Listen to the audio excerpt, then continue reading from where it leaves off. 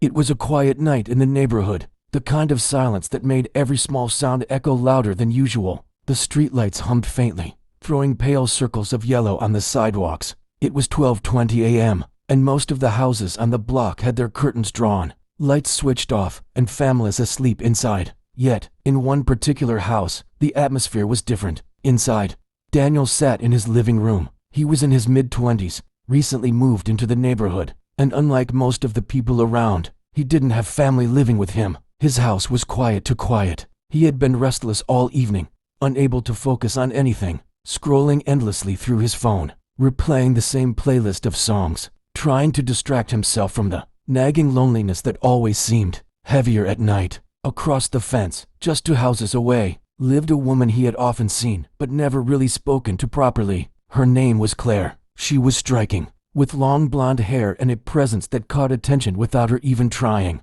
She was older than Daniel, maybe in her late 30s, early 40s, but carried herself with an elegance and confidence that made her appear timeless. He would often catch glimpses of her watering plants in the garden, walking her dog in the mornings, or simply standing by her window in the evenings, lost in thought. That night, something unexpected happened. Just as Daniel was about to switch off the television and force himself to sleep, there was a soft knock at his door, his brows furrowed. Who would be visiting at this hour? Cautiously, he got up and walked toward the door. When he opened it, his breath caught. There she was, Claire, standing in her satin nightgown, the pale fabric reflecting the dim porch light. Her hair fell loosely over her shoulders, and her expression carried both hesitation and urgency. "Claire," Daniel said, surprised. She gave a small, almost apologetic smile. I hope I'm not disturbing you." "No, not at all," Daniel replied quickly, still trying to make sense of her sudden presence. "Is everything okay?" She hesitated,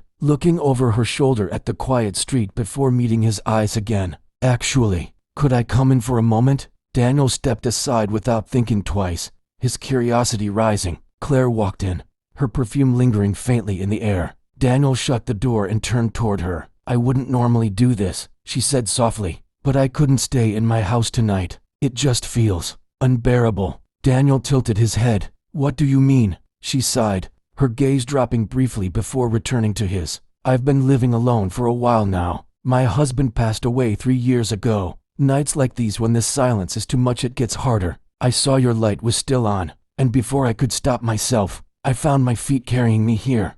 Daniel felt a pang in his chest. He had never imagined that behind her graceful exterior, she carried such grief. "I'm really sorry, Claire. I didn't know." She gave a small smile, one that didn't quite reach her eyes. "Most people don't. I don't talk about it much." Daniel nodded slowly. "You're always welcome here, if you ever need company." For a moment, they stood in silence, the weight of her confession filling the space between them. Claire glanced around his modest living room, then back at him. "Thank you. I know it's late. I just didn't want to be alone tonight." Daniel gestured toward the couch. "Please sit." She did, smoothing the fabric of her gown as she settled in. Daniel sat across from her, noticing how the dim light seemed to accentuate the sadness in her eyes. "Do you live here all by yourself?" she asked after a pause. Daniel nodded. "Yeah, I moved here a few months ago for work. Haven't really made many friends yet. That explains why I don't see many visitors at your place," Claire said with a faint smile. "Yeah." Daniel chuckled softly. "It's usually just me and Netflix." Her smile grew a little wider, though still tinged with melancholy. "We sound like quite the pair, me drowning in silence and you drowning in screens." Daniel leaned back. "At least tonight, neither of us has to deal with that alone." Claire's expression softened. She looked at him for a long moment, as if studying the sincerity in his words. Finally, she nodded. "I'm glad I came here." The conversation shifted gently after that. They talked about little things at first: work, hobbies, favorite books. Daniel learned that Claire used to work as a freelance designer but had put most of her projects on hold after her husband's death. She admitted that she hadn't really found the strength to start over fully. Daniel, in turn, shared his own struggles of being in a new city, how the unfamiliar streets and lack of close friends often made him feel like an outsider. As minutes turned into hours, the initial awkwardness faded. They laughed at silly jokes, shared stories that felt oddly comforting in their vulnerability, and discovered a sense of ease that neither had expected when the night began.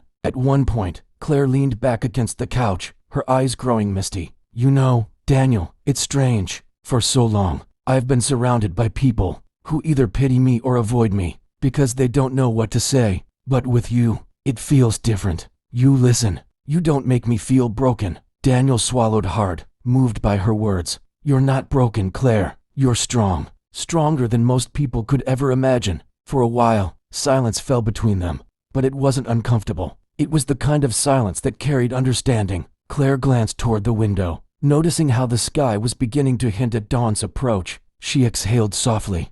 I should probably go, she whispered. Daniel stood as she did, walking her to the door. I'm glad you came, really. Claire turned to him, her expression thoughtful. Me too. Tonight was the first time in a long while that I didn't feel like I was carrying everything alone. As she stepped out into the cool night air, she paused and looked back at him. Maybe I'll stop by again sometime, if that's okay. Daniel smiled. Anytime. She returned his smile, a little more genuine this time. Before walking back across the quiet street toward her home, Daniel stood at the door long after she disappeared inside, a strange warmth filling his chest. What had started as a lonely night at 12:20 a.m. had turned into something unexpected, a connection, fragile yet real, born out of two people's shared loneliness. And though the future remained uncertain, Daniel knew one thing: the silence of his nights would never feel quite the same again.